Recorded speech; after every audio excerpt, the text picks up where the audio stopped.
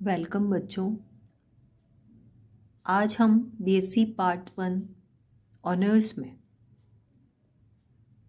Hydrogen bonding के बारे में पढ़ेंगे। हाइड्रोजन बॉन्डिंग क्या होती है और हाइड्रोजन बॉन्ड कितने प्रकार के होते हैं। Types of hydrogen bond. हमने अभी तक कई तरह के बॉन्ड पढ़े जिनमें कई तरह के प्रबल रासायनिक बंध जैसे आयनिक बंध, सहसंयोजक बंध, धात्विक बंध आदि हमने पढ़ा। कुछ बॉन्ड ऐसे होते हैं जो दुर्बल अन्योन्य क्रियाओं या वीक इंटरेक्शन के अंतर्गत आते हैं, जैसे हाइड्रोजन बंध और वान डेर वाल फोर्स। हाइड्रोजन बंध वह आकर्षण बल है जो किसी प्रबल ऋण विद्युतीय परमाणु से बंधित हाइड्रोजन परमाणु तथा किसी अन्य प्रबल ऋण विद्युतीय परमाणु के मध्य पाया जाता है। दूसरे शब्दों में यह कहा जा सकता है कि हाइड्रोजन बंध में दो ऋण विद्युतीय परमाणुओं के मध्य हाइड्रोजन परमाणु एक सेतु की तरह कार्य करता है। हाइड्रोजन बंध में एक डॉटेड लाइन द्वारा हम इसको शो करते हैं हाइड्रोजन बॉन्ड को। इसमें जो मोर इलेक्ट्रोनेगेटिव एटम होता है वो इलेक्ट्रोनेगेटिविटी की वजह से जो बॉन्ड के इलेक्ट्रॉन है वो शिफ्ट हो जाते हैं और उस पर पार्शियल नेगेटिव चार्ज आता है, और जो हाइड्रोजन होता है उस पर पार्शियल पॉजिटिव चार्ज होता है। हाइड्रोजन बंध के बारे में सबसे पहले 1920 में लैटिमर और रोडेबुश ने बताया था। यह कोई रासायनिक बंध नहीं है, एक तरह का वीक इंटरेक्शन है, नेचर से वीक होता है।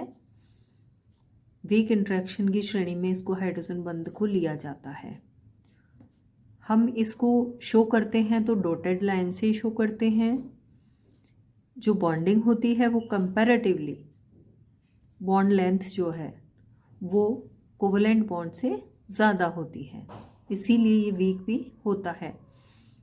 कोवलेंट बॉन्ड की बंध ऊर्जा जो है वो 100 किलोजूल पर मोल के लगभग होती है, और हम हाइड्रोजन बंध की अगर बात करें तो लगभग इसकी रेंज जो है वो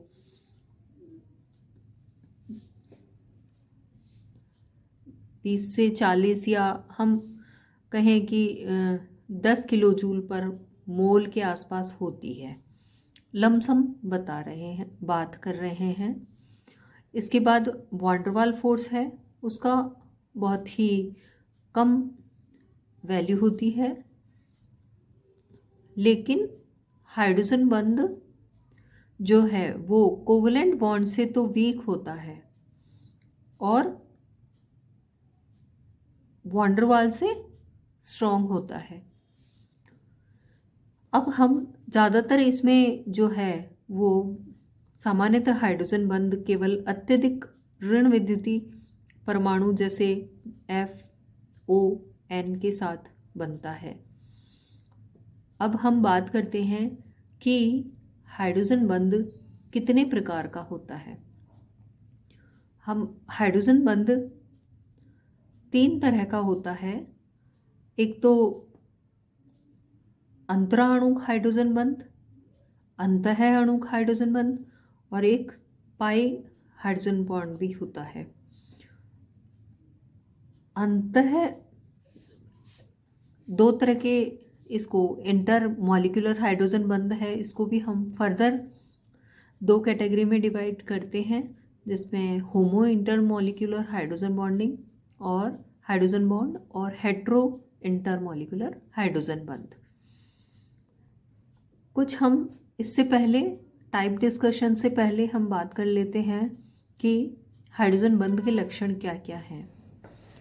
तो फर्स्ट पॉइंट है इसमें, हाइड्रोजन बंध में हाइड्रोजन परमाणु किसी प्रबल ऋण विद्युतीय परमाणु से सहसंयोजक बंध द्वारा बंधित होता है, क्योंकि इससे हाइड्रोजन परमाणु पर्याप्त रूप से धनावेशित हो जाता है।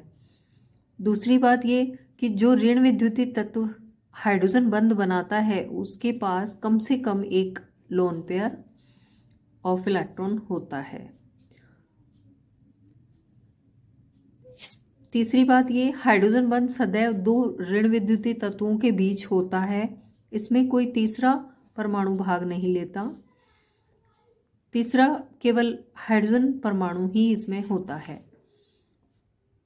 हमने पहले ही बता दिया कि हाइड्रोजन बंध दुर्बल बंध है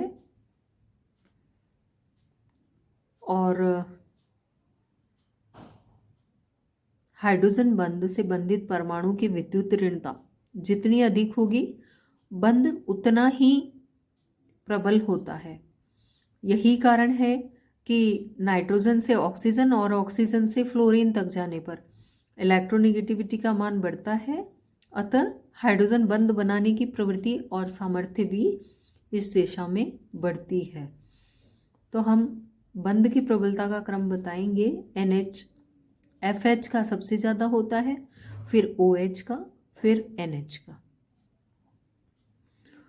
टाइप ऑफ हाइड्रोजन में बात करते हैं। हमने बात करी थी कि इंटरमोलिकुलर हाइड्रोजन बॉन्डिंग और इंट्रामोलिकुलर।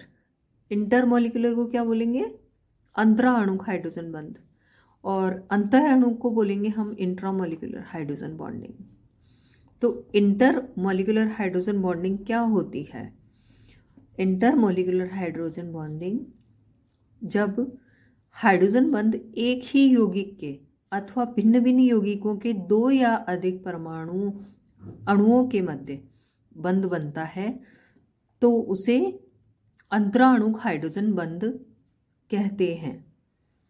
चूंकि यह आकर्षण दो अलग अलग अणुओं के मध्य होता है, अतः समस्त अणु एक दूसरे के समीप आ जाते हैं, जिससे अणुओं का संगुणन या एसोसिएशन हो जाता है।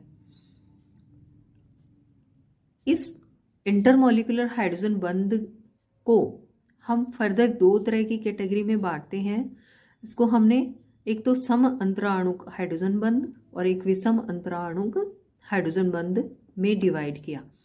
तो होमो इंटरमॉलिक्यूलर हाइड्रोजन बंध, जब हाइड्रोजन बंध एक ही यौगिक के दो या अधिक अणुओं के मध्य हो तो उसको हम होमो इंटरमॉलिक्यूलर हाइड्रोजन बंध कहेंगे। फॉर एग्जाम्पल जैसे HF, H2O, NH3, ROH, parachlorophenol आदि में हाइड्रोजन बॉन्डिंग, अंतराणुक हाइड्रोजन बॉन्डिंग पाई जाती है। और जिन अणुओं में अंतराणुक हाइड्रोजन बॉन्डिंग पाई जाएगी उनके गलनांक व क्वथनांक उच्च होंगे, क्योंकि इनमें बहुत सारे मॉलिक्यूल आपस में मिलकर संगुणन करते हैं और जिससे इनका मेल्टिंग बॉइलिंग दोनों ही उच्च हो जाता है। इसके बाद हम हेट्रो इंटरमॉलिक्यूलर हाइड्रोजन की बात करते हैं। हेट्रो जैसे कि नेम से ही आपको पता लग रहा है कि हेट्रो दो अलग अलग तरह के यौगिकों के मध्य या अणुओं के मध्य अगर बंध बने तो उसको हम हेट्रो कहेंगे।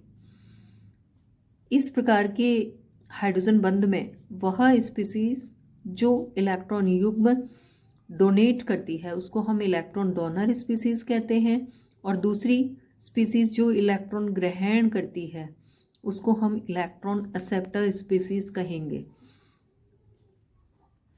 अब इसके एग्जाम्पल अगर हम लें तो इसके एग्जाम्पल हैं अल्कोहल और ईथर में बॉन्डिंग, फिनॉल और टर्शरी अमीन में बॉन्डिंग, हाइड्रोजन बॉन्डिंग होती है। सेकेंडरी अमीन और कीटोन में, पिरोल और पिरिडीन में। तो ये जो कुछ एग्जाम्पल हैं वो हेट्रो इंटरमॉलिक्यूलर हाइड्रोजन बंध के एग्जाम्पल हैं। अब हम बात करते हैं इंट्रा मॉलिक्यूलर हाइड्रोजन बंध। इंट्रा मॉलिक्यूलर हाइड्रोजन बंध हम जब कहेंगे जब किसी यौगिक के एक ही अणु के अंदर हाइड्रोजन बंध बन जाए तो उसे अंतः अणुक हाइड्रोजन बंध कहेंगे।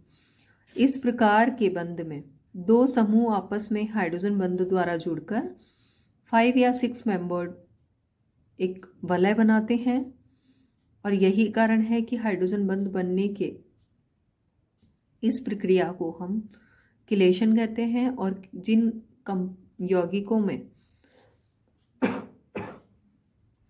किलेशन होता है वो स्टेबल होते हैं। अंतःअणुक हाइड्रोजन बंध के कारण अणु स्थायी हो जाते हैं,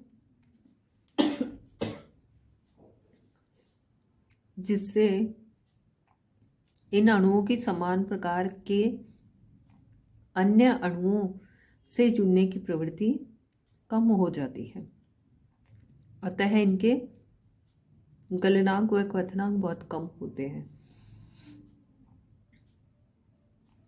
अंतःअणुक हाइड्रोजन बंध के एग्जाम्पल हैं जैसे ऑर्थोनाइट्रोफिनॉल, ऑर्थोनाइट्रोबेंजोइक अम्ल, सैलिसिल एल्डिहाइड, सैलिसिलिक अम्ल, ऑर्थोक्लोरोफिनॉल, एसिटिल एसीटोन की इनॉल फॉर्म आदि। अंतःअणुक हाइड्रोजन बंध बनाने वाले समूह के परमाणु एक दूसरे के निकटतम होने चाहिए, जिससे वलय में न्यूनतम विकृति या डिस्टॉर्शन आए।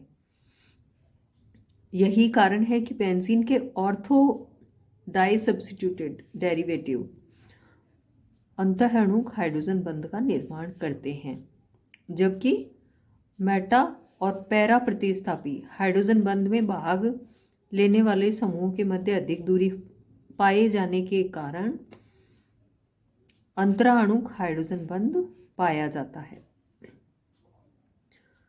जैसे हम बात करें पैरा क्लोरोफिनॉल में अंतराणुक हाइड्रोजन बंध पाया जाता है और ऑर्थोक्लोरोफिनॉल में अंतःअणुक हाइड्रोजन बंध पाया जाता है। तो